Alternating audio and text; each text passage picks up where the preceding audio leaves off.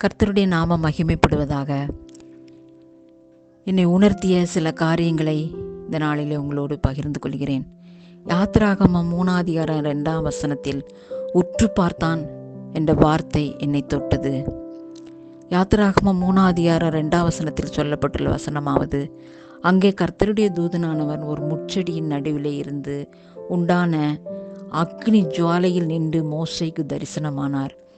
அப்பொழுது அவன் உற்று பார்த்தான். முட்செடி அக்னியால் எரிந்தும் வெந்தும் போகாமல் இருந்தது.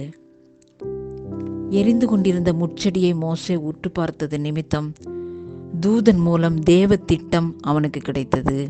தான் யார் என்பதை உணர்ந்தான். தேவ தரிசனம் கிடைத்தது. அன்றிலிருந்து மோசேயின் வாழ்க்கை மாறியது. உற்று பார்த்தது நிமித்தம் ஆடு மேய்த்து கொண்டிருந்த மோசே தலைவனாக மாறினான். தோற்றம் மாறியது, மனநிலை மாறியது. நாம இருந்திருந்தால் ஏதோ முட்செடி தானே எரிந்தது என்று கடந்து சென்றிருப்போம்.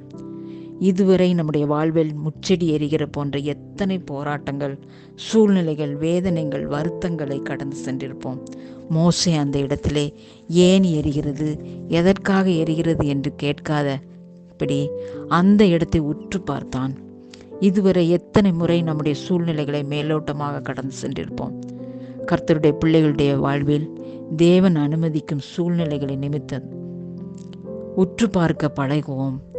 அதில் நாம் தேவ திட்டம் இருக்கும். அதில் ஒரு தரிசனம் நமக்கு கிடைக்கும்.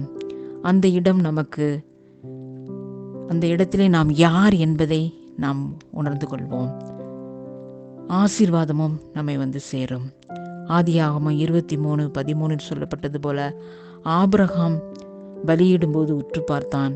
பலிக்கான ஆட்டுக்கடாவை தேவன் முட்செடியிலே வைத்திருந்தார். ஆதியாகமம் 22:13 அப்படியாக சொல்லப்பட்டுள்ளது.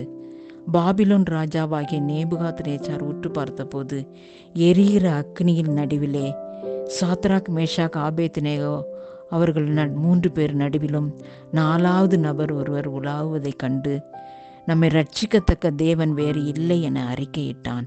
இப்படியாக தானியேல் 3:25-29 சொல்லப்பட்டுள்ளது. மோசேயை போல எல்லா சூழ்நிலையிலும் உற்று பார்க்கிற அனுபவம் நம்முடைய வாழ்க்கையிலே ஒவ்வொருவருக்கும் வரட்டும். அதன் மூலம் தேவ ஆசீர்வாதத்தையும் தேவ திட்டத்தையும் நாம் பெற்றுக்கொள்வோம். ஆமென்.